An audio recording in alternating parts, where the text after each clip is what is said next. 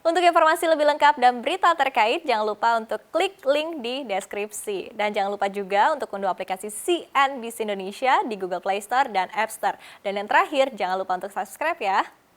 Ya, baru-baru ini isu Stop Hate Asian ramai beredar di sosial media. Ya, ini tidak sedikit ya warga Asia Amerika yang terguncang usai bertubi-tubi serangan atau kejahatan yang bersifat rasial menimpa orang-orang keturunan Asia di belahan bumi bagian barat. Sehingga tadi sekali lagi tagar Stop Asian Hate pun terus berkembang dan menyerukan agar tindakan kekerasan berlatar belakang rasisme ini segera dihentikan. Seperti apa detailnya kita akan simak selengkapnya dalam rasisme anti-Asia di Amerika.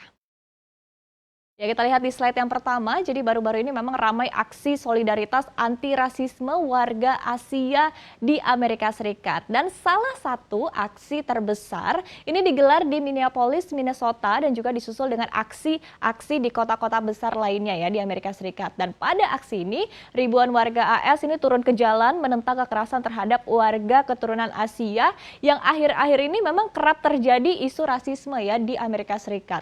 Dan sebetulnya tidak bisa dipungkiri bahwa kejahatan rasial terhadap orang Asia dan juga keturunannya ini meningkat tajam sejak pandemi COVID-19 merebak ya. Jadi hal ini tidak lepas dari fakta bahwa kasus COVID-19 yang pertama kali ini dilaporkan di Wuhan, China.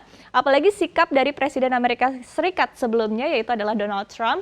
Ini kerap sekali menuding China bertanggung jawab atas penyebaran virus ini. Dan selain itu, Trump pun juga kerap membuli China dan menyebutkan virus ini sebagai virus China dan juga Kung Flu. Dan juga banyak sekali ya sebutan-sebutan lainnya sehingga semakin meningkatkan isu rasisme nih ya, terhadap orang Asia di negeri Paman Sam. Nah, kita lihat berikutnya.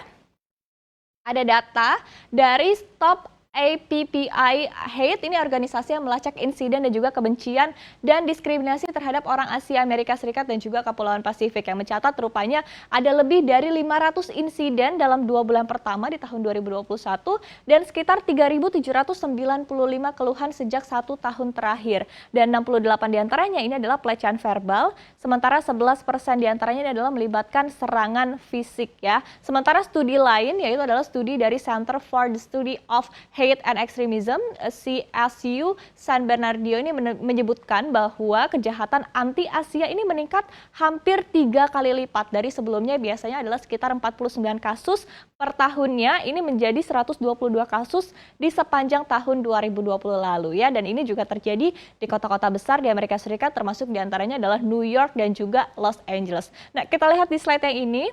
Jadi Amerika Serikat ini kita ketahui adalah negara melting pot ya. Jadi ada berbagai ras di seluruh dunia ini menjadi satu di Amerika Serikat dan ini juga malah jadi salah satu negara dengan kasus rasisme terbanyak. Agak miris begitu ya. Dan yang paling baru yang juga akhirnya memicu aksi solidaritas ini adalah kejadian di Cherokee County, Atlanta pada tanggal 17 Maret 2021 lalu ya. Jadi terjadi aksi penembakan maut di 3 panti pijat, salah satunya adalah Young's Asian Massage Parlor, yang mana kejadian ini juga rupanya terjadi serupa di 2 panti pijat di seberangnya ya. Jadi dengan kejadian ini ada penembakan, kemudian ada 8 orang tewas akibat luka tembak dan 6 diantaranya ini merupakan wanita Asia Amerika, yang mana 4 keturunan Korea Selatan ya. Jadi diketahui bahwa rupanya pelakunya ini adalah warga Amerika Serikat berusia 21 tahun. Bayangkan,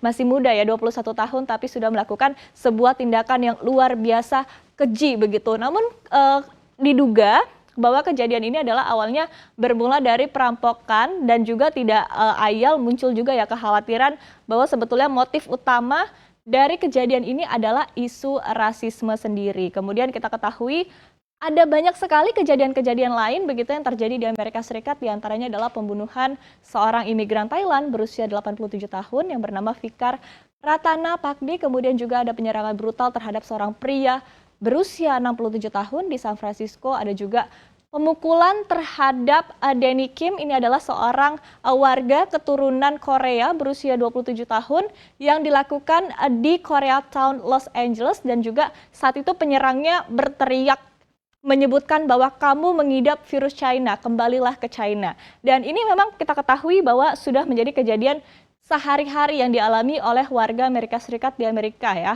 Warga Asia maksudnya di Amerika Serikat, dan ini memang kerap sekali terjadi ataupun juga terekam di sosial media dan juga bahkan tersebar di media sosial. Nah, kita lihat rupanya kejadian ini tidak hanya terjadi di Amerika Serikat saja, tapi juga di negara-negara lainnya dengan mayoritas penduduknya adalah warga kulit putih ya, di mana salah satunya adalah di Eropa.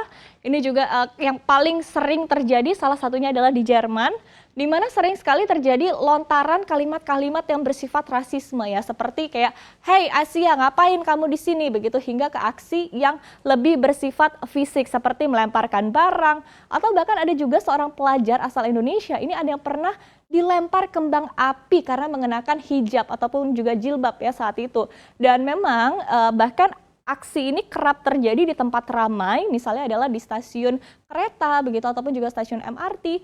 Tapi masyarakat warga kulit putih lainnya ini mostly tidak membantu begitu, atau bahkan pura-pura tidak lihat, pura-pura main HP gitu ya, dan menganggap kejadian ini adalah kejadian biasa saja.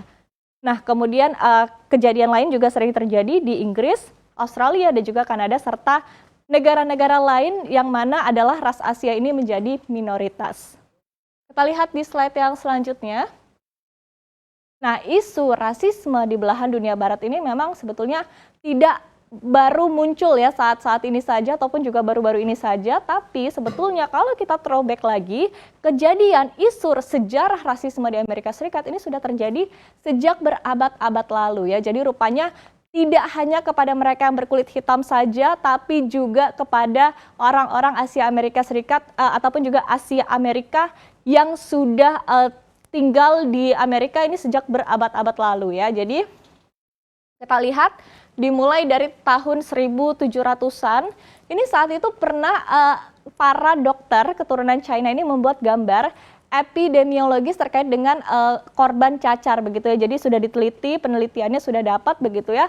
Namun saat itu tidak dianggap oleh Amerika Serikat ataupun juga tidak dianggap oleh masyarakat kulit putih. Namun rupanya beberapa tahun kemudian hasil penelitian tersebut malah diklaim oleh ilmuwan Prancis ya. Dan ini adalah muncul ya gagasan yang bersifat rasisme bahwa orang China ini adalah ras yang membawa penyakit mematikan. Ini sangat miris ya, karena rupanya pada kenyataannya saat itu yang paling banyak mengidap penyakit cacar ini adalah justru orang-orang kulit putih ataupun juga warga Eropa. Nah, kemudian ada lagi di abad 19-an atau di tahun 1800-an, ini juga ada kita ketahui saat itu adalah di mana negara-negara Eropa berupaya untuk mengeksploitasi kekayaan Asia ya. Jadi kepentingan bisnis Eropa dan juga Amerika ini akhirnya membuka perlawanan dari Asia dan akhirnya juga menggerakkan migrasi dari wilayah dunia bagian timur pindah ke negara-negara yang ada di barat. Nah, di saat mereka pindah pun ini mereka dipaksa tinggal di pemukiman yang terpisah nih ya, sehingga akhirnya tumbuhlah wilayah-wilayah yang disebut sebagai Chinatown, Japantown, Filipinotown, ataupun juga yang berdasarkan satu ras begitu ya untuk satu wilayah. Dan rupanya berkali-kali kebrutalan terjadi ya terhadap warga Asia di sana, di mana di tahun 1886 massa ini membakar setidaknya selusin Chinatown di California, Amerika Serikat. Dan tidak hanya itu, ada pula undang-undang yang disahkan untuk membatasi hak sipil orang Asia Amerika, termasuk adalah akses ke pendidikan, praktik budaya, dan juga aktivitas bisnis lainnya.